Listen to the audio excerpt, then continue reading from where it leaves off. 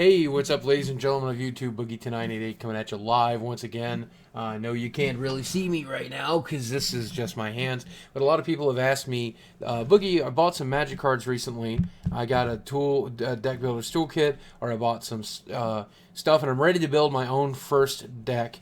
And so I've taken a random sampling of cards, and I've taken my basic lands.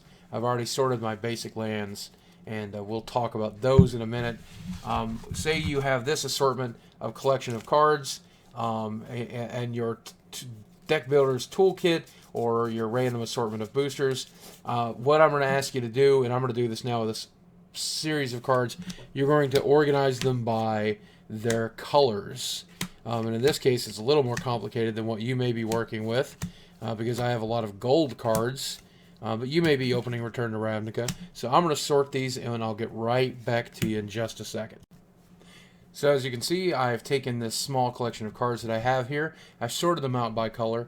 And now once you do this, you should take a look at each individual color and see what cards speak to you in that pile of colors. Because as you can see, mine's fairly evenly split between my white cards, my green, my red, my black, and my blue. Yours may not be evenly split. Maybe there'll be more of one color than another, and maybe that's the color you should play. Maybe you have a really interesting rare or mythic rare that you want to play with, and you'll build around that. The choice is really yours. In this particular case, I've looked through these collection of cards, and I'm going to choose black and green to build with, because the majority of my good creatures seem to be green. The majority of my good removal seems to be black, but it's also because those two colors really speak to me. And if this was one of the first decks I'd ever play, that's what I would choose. Also, since I opened some Return to Ravnica for this box, I also have some really cool black and green cards that will work well for what we're doing. So I thought I'd build with that. So let's eliminate all of our other cards that are not of the colors that we're wanting to use here, and let's concentrate for now just on black and green. I've also chosen two lands here that are better than basic lands because they could provide either green or black mana. The first being Transguild Promenade, which is useful for producing any color of mana. And I've also chosen a Golgari Guildgate. These will go into my deck in place of basic land, but we'll talk about land in a second. First, I'm going to sort my black and green cards based on their casting cost. As you can see, I've now laid out my cards based on their casting cost, starting all the way here at 1 mana. Here are the things that cost 2 mana. Here's the things that cost 3, the things that cost 4, the things that cost 5, and here's the things that cost 6 or more. Now, I've done this because we like to build Magic decks based on what we call a curve. You want to be able to have some things to play on your first turn, your second turn, your third turn, your fourth turn, your fifth turn, your sixth turn. And as the game progresses, there's a lower chance that you'll be able to play enough land to play something that costs very, very much, and a higher chance you'll be able to play something that costs very little. You'll always be able to play your low casting cost spells. Not always guaranteed to pay your high casting cost spells. So you want less of these and more of these. And things around the 3-drop tend to be very, very powerful, very, very useful, and very easy to cast. So that tends to be the center of your curve. Now, a basic Magic deck is going to have between 23 to 25 lands, meaning you'll have between 35 and 37 non-land spells.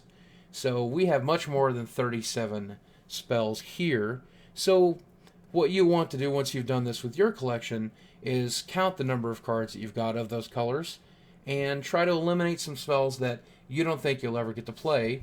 For example, the chances of me getting to play this giant worm for 7 mana is fairly unlikely, so I don't think he'll make the cut of my deck, nor his copy of his friend. Though at 7 mana, this card has, at 8 mana, this card has quite the effect, so maybe I'll choose to keep it in, especially since I get to populate and have so many different tokens. Not only when you're looking through these cards are you looking at casting cost and efficiency, but you should also be looking for common theme.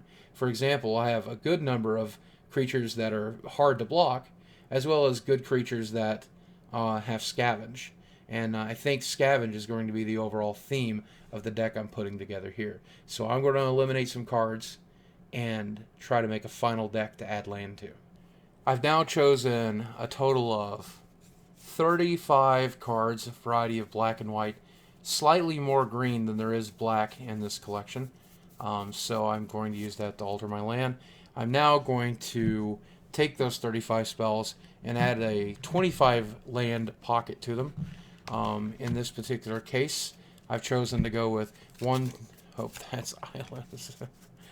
In this particular case, I've chosen to go with 1, 2, 3, 4, 5, 6, 7, 8, 9, 10, 11 swamps, and 1, 2, 3, 4, 5, 6, 7, 8, 9, 10, 11, 12 forests, and 2 non-basic lands that will provide either black and green, which brings us up to, I think, 24 or 25 lands. Should be 25 to make a 60 card deck. If not, 1, 2, 3, 4, 5, 6, 10, 11, 12, 13, 14, 15, 16, 17, 18, 19, 20, 1, 2, 3, 4, 25. 25 land and 35 spells. So now we're ready to shuffle it all up and play our first games. And as we play the games with these cards, we'll get an idea of what cards are working and what cards are not working. Now, unfortunately, I don't have anybody around with today that I can play, so you just have to imagine that yourself. But that's how I would build my first Magic deck out of a starter kit, and I hope you do the same. Let me know how your deck turns out.